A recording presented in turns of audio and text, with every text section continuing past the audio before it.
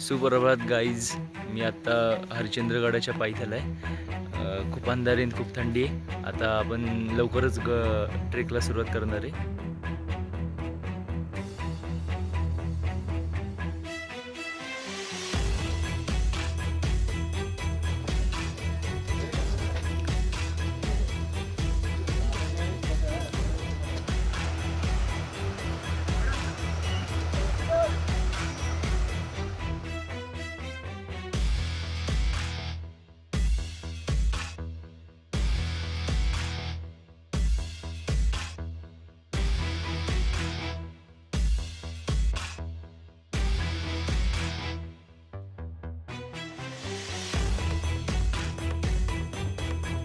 निम्मागड चढलाय. त्या आता गडाच्या मध्यावर आले बहुतेक. खूप चांगला व्ह्यू आहे.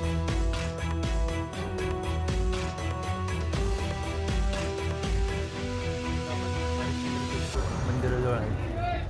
खूप भारी पीसफुल वातावरण आहे गाईज. मजा येते खूप आणि थंडी खूप आहे. बट शंकराच्या सानिध्यात आल्यामुळं पीसफुल वाटत आहे. पीसफुल वातावरण येते गाईज. 7 वाजले पण एवढं धुकं आहे ना गाईज, काहीच दिसत नाही. आपण लांबचं बघितलं तर काहीच नाही. सह्याद्रीची एक खासियत आहे, दूरचं मात्र दिसत नाही पण जवळचं मात्र लगेच दिसतं.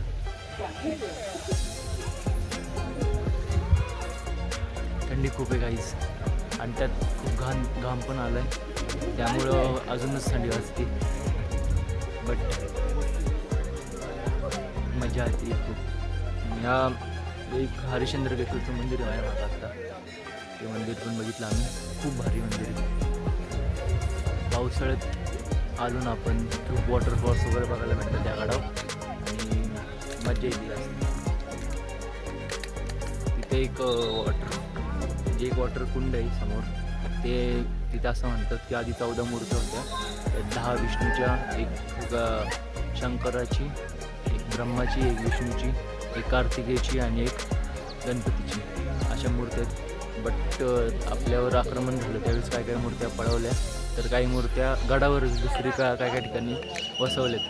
आता त्यातल्या खूप मूर्त्या आहेत. समोर एक गणेशाची मूर्ती ठेवली. त्यातलीच एक कोकण गडापाशी आपण जातो, तिथं आपण नाश्त्याचा स्पॉट असतो ना गाईज, तिथं एक मूर्ती आहे. गडाच्या अवतीभोवती खूप नद्यांचा उगम आहे. ते आपण काळू वॉटरफॉल बघतो, तो काळू नदीचा उगम पण इथूनच झाला आहे.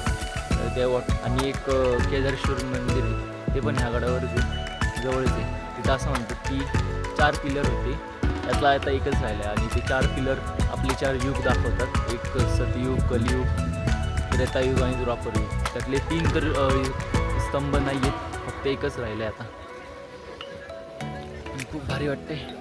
ते 14 मंदिर जिथं जे 14 मूर्ती जिथं आहेत मानलेलं मी ते ठिकाणी. अजून आता आम्ही कोकणकडेला चाललो आहे.